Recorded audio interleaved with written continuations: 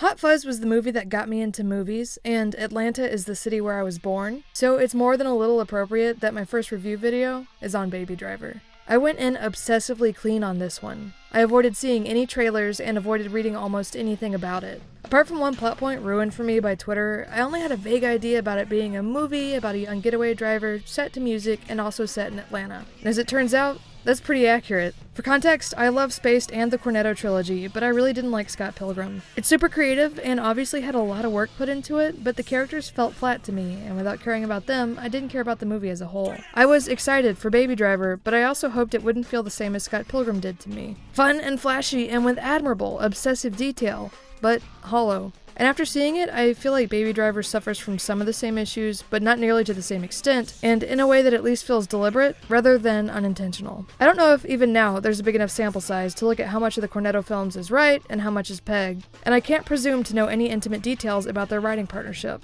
But part of the appeal to all three of the Cornetto films for me was how Wright and Pegg were able to find an emotional core in outlandish or cliched situations. Shaun of the Dead and The World's End in particular have a couple of scenes each that are tremendously affecting, with The World's End perfectly balancing social commentary, eerie sci-fi action, and characters that are engaging and sympathetic in a package that declares both love of flawed humanity and love of cinema. Baby Driver in a vacuum would be near perfect just as a love letter to cinema. Every moment is full of life and movement, and it's tense and vibrant to the extent that you'll never get bored. But in the back of my head, there was a nagging comparison to the Cornetto films. Baby Driver's characters are mostly caricatures and exaggerations. This works great to streamline the film, but it's at the cost of more meaningful character development. And of course, in a vacuum, a movie being absent social commentary or aching humanity doesn't automatically make it bad. But it just doesn't achieve those emotional highs I know Wright is capable of on top of making a fun piece of cinema. I also know it didn't even set out to achieve those highs. It set out to achieve something else and excelled at it. But the overall experience still feels like it could have been improved if more time was spent elevating the characters. I also feel like some of the Cornetto bite and wit is missing, though, again,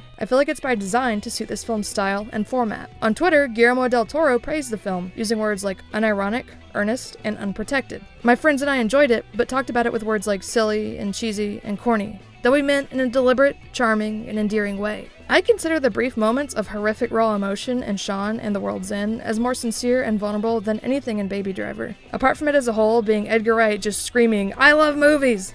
I like film. Though at the same time, I don't even remotely pretend to know more about sincerity in filmmaking than Guillermo del Toro does. Baby Driver is delightful, and obviously had a tremendous amount of care put into it. I'm so happy I was able to see it opening night. There are stretches that feel similar to the Alabama song scene in The World's End, and it's really cool to see an idea that Wright has had for years expanded to its full potential. I am deeply biased because of the impact Hot Fuzz had on my life, and if you separate certain expectations and preferences, it's kind of apples and oranges. As a fun summer movie about robberies and music and fast cars with some minor character moments, Baby Driver excels. I am also honestly in a position where parts of Baby Driver were distracting to me just because I spend so much time in Atlanta. I'm sure it's normal for people in New York City or LA, but it's not normal for me yet to see chase scenes happening in places I've spent hours of my life hanging out.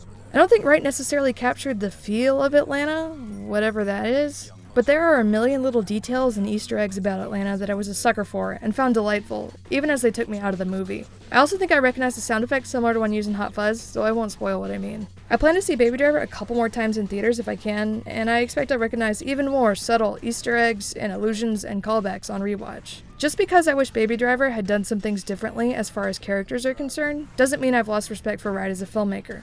On the contrary, I think it's cool he's happy to branch out some, rather than sticking to the same collaborators and the same formulas and the same tonal choices. I'm only being hard on this movie because I love his work so much. If you go in expecting something fun and meticulously crafted, you won't be disappointed. And even if I wanted more out of it, I can't say I'm upset or not excited to see it again soon. Fabulous. Wow.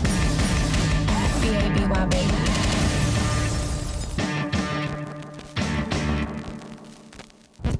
Thanks for watching! If you enjoyed this video, check out my video essays, including the one where I talk about how Hot Fuzz changed my life. Also, please consider donating to my Patreon, so I can continue making videos like this one.